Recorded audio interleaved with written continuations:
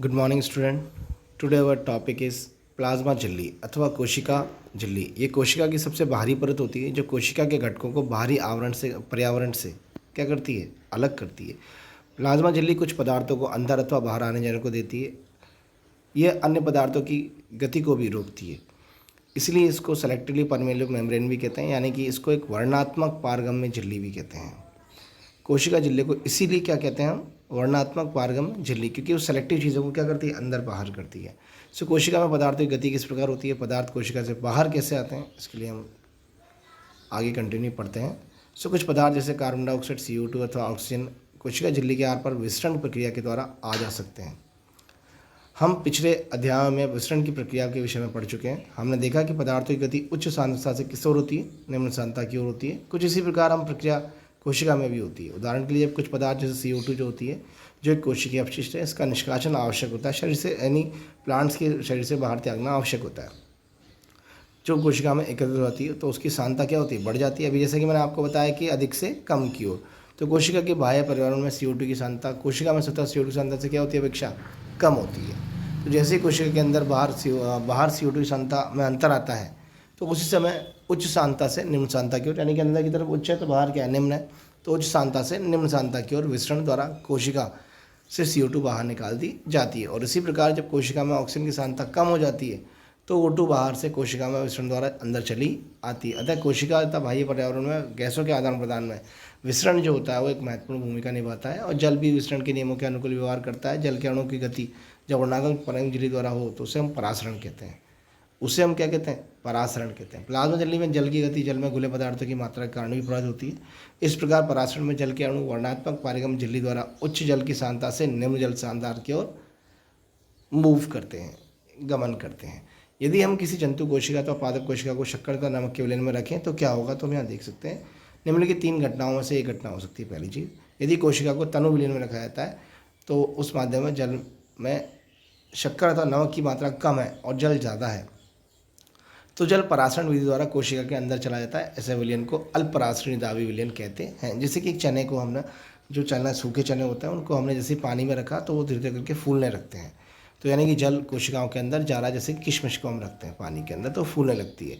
जल के अणु कोशिका झिल्ली के दोनों ओर आवागमन करने के लिए क्या होते हैं, स्वतंत्र होते हैं। लेकिन कोशिका के अंदर जाने वाले जल की मात्रा कोशिका से बाहर जाने वाले की मात्रा से क्या होती है, अधिक होती है। उस प्रकार शुद्ध परिणाम ये होगा कि जल कोशिका के अंदर गया है और इससे कोशिका फूलने लगती है। जैसे कि मैंने आपको एग्जाम्पल दिया। अब यदि कोशिका को ऐसे माध्यम में विलयन में रखा जाए जिसमें बाह्य जल की सांद्रता कोशिका में से जल की सांद्रता के लगभग बराबर हो, तो कोशिका जल में कोई शुद्ध गति नहीं होगी। ऐसे विलयन को हम क्या कहते हैं, समपराश्रय विलयन कहते हैं। यानी जल कोशिका झिल्ली के दोनों ओर आता है, लेकिन जल की मात्रा उतनी ही बाहर आ जाती है जितनी कि अंदर गई है।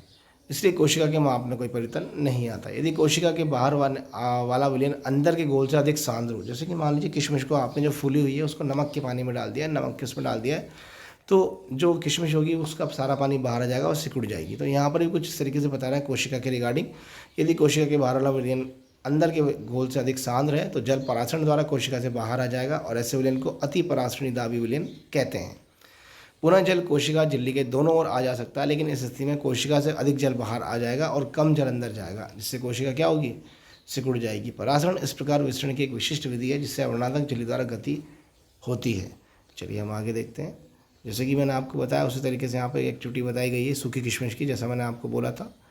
ठीक है, हम यहाँ आगे कंटिन्यू करते हैं चैप्टर को। एक कोशिकीय अलवणीय जलीय जीवों द्वारा अधिकांश पादप कोशिकाएं परासरण द्वारा जल ग्रहण करती हैं और पौधों के मूल द्वारा जल का अवशोषण परासरण का एक उदाहरण है। इस प्रकार कोशिका के जीवन में विसरण जल तथा गैसों के आदान प्रदान की प्रक्रिया में महत्वपूर्ण भूमिका निभाता है। तो प्रत्येक विसरण कोशिका में अपने बाहरी पर्यावरण से पोषण ग्रहण करने में सहायता करता है।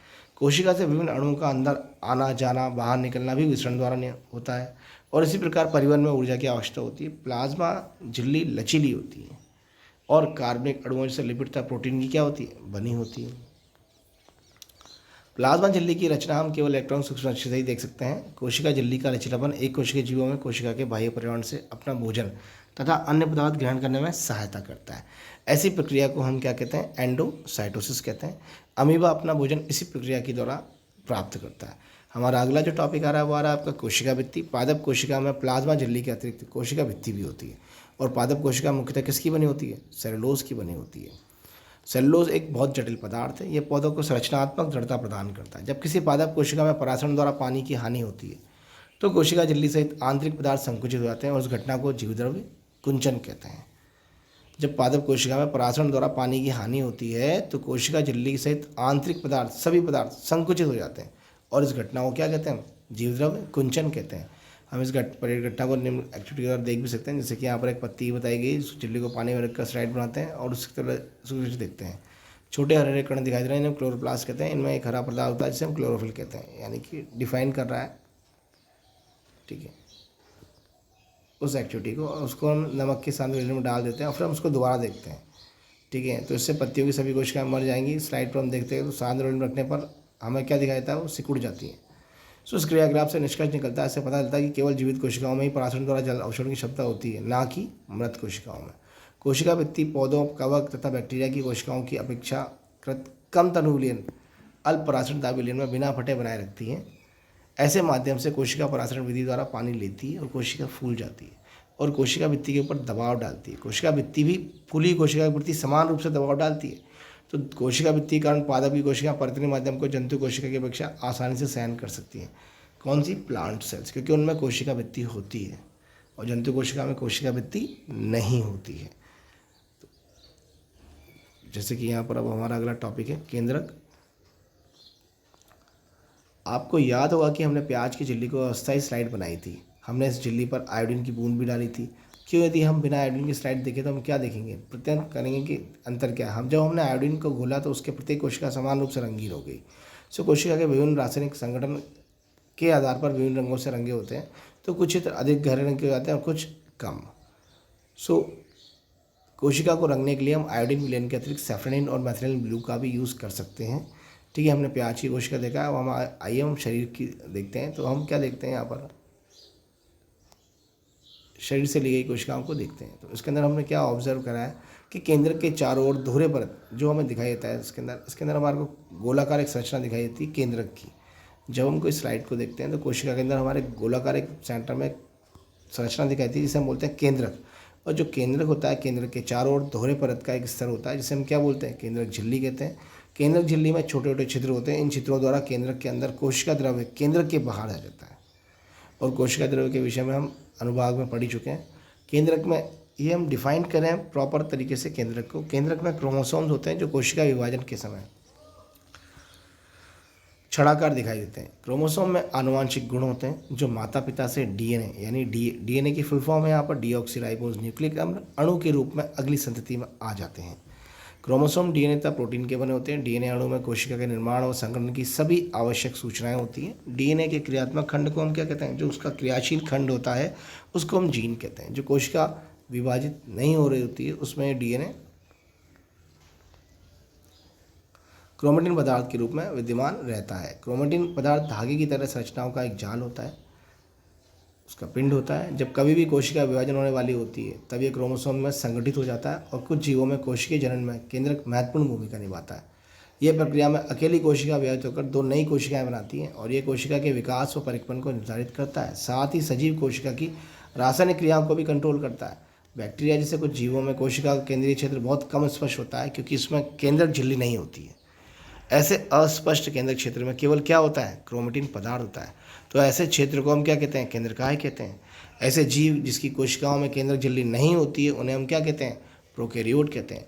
और जिन जीवों की कोशिकाओं में केंद्रक झिल्ली होती है उन्हें हम क्या कहते हैं? यूकैरियोट कहते हैं। यानी कि डेवलप जो सेल्स है वो आपकी यूकैरियोट कहलाती है और जो अनडेवलप सेल होती है वो प्रोकैरियोट कहलाती है। प्रोकैरियोट कोशिकाओं में भी और भी अन्य अधिकांश द्रव्य अंगक नहीं होते हैं जो कि यूकैरियोट कोशिकाओं में होते हैं। जैसे कि मैंने आपको बताया वो डेवलप है और वो अनडेवलप है। डेवलप सेल्स कौन सी? Eukaryotic cells. ऐसे अंगों के अनेक कार्य कोशिका द्रव्य के असंगठित भागों द्वारा किए जाते हैं। प्रकाश संश्लेषी बैक्टीरिया में क्लोरोफिल झिल्लीदार पुटिका के साथ होता है जबकि यूकैरियोटिक कोशिकाओं में क्लोरोफिल प्लास्टिड में होता है। और यहाँ पर जैसे कि हम देख रहे हैं आपका अगला टॉपिक जो आ रहा है वो आ रहा है कोशिका द्रव्य। सो इसको हम अगली क्लास में कंटिन्यू करेंगे। Thank you very much.